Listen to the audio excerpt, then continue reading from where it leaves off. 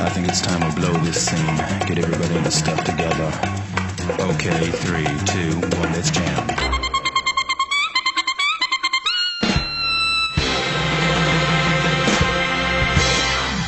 On today's episode of 1 Minute Reactions React to Demon Slayer Kimetsu no Yaiba, episode 23, Hashira Meeting. Now, after watching last week's episode, I found myself constantly envisioning what was about to transpire in the upcoming episode. A perfect outcome in my eyes was seeing Nezuko not only bandage Sanemi, but give him that Nezuko pat right on the head. But at the same time, the more I thought about it, no, that was too good, that was too nice. So in my opinion, I thought they handled this scene very well. Now, we don't get a Nezuko pat, but there are 3 key things that save this interaction. 1, we get a look into Nezuko's consciousness. Yes, she is sentient. She knows what's going on. Although it seems her perception of reality has been altered due to the hypnosis that Urokodaki kind of installed in her, we can tell that she has conscious decision-making skills. But what's more than that, we actually get some more Nezuko dialogue. I'm sure, like me, you were all shocked when she called out her demon art ability, because she's been pretty much mute up until that point. And although, like I said, we don't get that iconic Nezuko pat, we do see her turn her head in absolute disgust. And what multiplies that burn on Sanemi is the 2 girls literally describing what is transpiring to the master. That is just putting salt in a wound, and it's hilarious. The next interesting part of this scene, and a great tie into what I said last week, is talking about the master. Yes, I quoted saying his voice actor was very calm, very soothing, and it seems that Tanjiro agrees with me. So much so that he's actually calming down. He almost feels lightheaded, and he's wondering if this is because of the master's voice. And I wonder if this is actually some kind of technique. Last but not least, the way they ended this scene was amazing. Tanjiro definitely stole the spotlight. After being led away by some of Shinobu's assistants, he comes running around the corner, much to everyone's surprise, even the masters, pleading with him, let me headbutt that dude. He deserves it. 1 headbutt for every stab. He's definitely not letting this go, and one of the pillars has to step in. I believe it was the mist pillar. He's pulling out that OG Togoro move. Yes, Yu Yu Hakusho reference. Flicks a couple rocks at him, hits him upside the head, and as he's being taken away, we get one more bit of information. Yes, it is revealed that the master of the Demon Slayer Corps has some kind of history with Tamiyo. Yes, the demon, the one that is trying to research the cure for demonism, and I'm just as shocked as Tanjiro was. Now, although to me this episode is a transitionary one, we are getting bits and pieces of information, but what it's doing really well is including familiar faces. Now, upon coming to this butterfly mansion, we get another glimpse of the girl that we saw at the final selection, the one with the butterfly in her hair, as well as, you know, the girl who drop kicked and probably the one that broke Tanjiro's jaw back at Mount Nenagumo. Her name is Kanao, and she is what they refer to as a Sugoko, I believe I'm pronouncing that right. Basically a person who is being trained directly under a pillar. Now, I'm 100% sure if that just means current pillars, because technically wouldn't Tanjiro and Zenitsu also be Sugoko? I mean,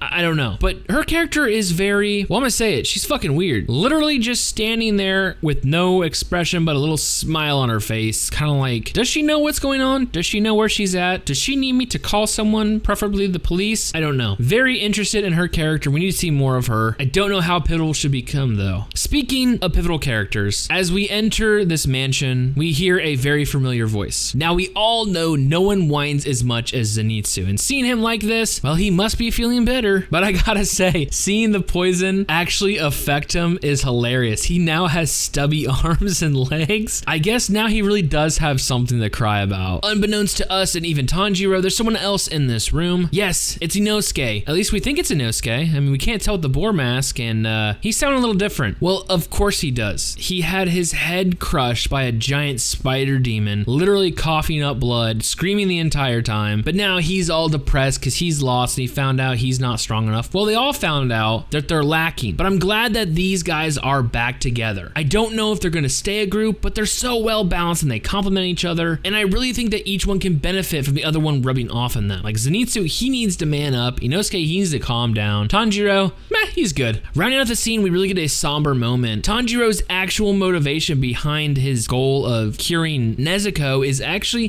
he doesn't want to die an old man and her be left alone all by herself. And I gotta say, that's actually pretty bittersweet and really sad. It kind of choked me up. I wasn't expecting that kind of simplistic thought. I just don't want her to be alone. Now that everything is taken care of between Tanjiro and the Demon Slayer Court, it's actually time to get on with the meeting of the pillars. That's why they're here. Tanjiro was just, a side beef, except he still seems to be, part of this conversation. I absolutely love that they quoted, he seems to be pretty cool. He seems to be pretty tough, even though they're saying the quality of the overall Demon Slayers that they're recruiting are going down. Not only that, but he ran into one of the 12 demon moons and actually survived, something that the pillars rarely do. But the overall sentiment of this meeting is that demon attacks are on the rise. It's getting harder and harder to deal with. And because there was that kerfuffle on Mount Neguma with the spider demons, the master stating Muzan only does this when he wants to create diversion. So while we were dealing with this, which is the most impactful part so far in the story, Muzan was just using this as a distraction to do something else. If he's willing to go to that length, I'm truly wondering what the hell he was doing. Ending this episode,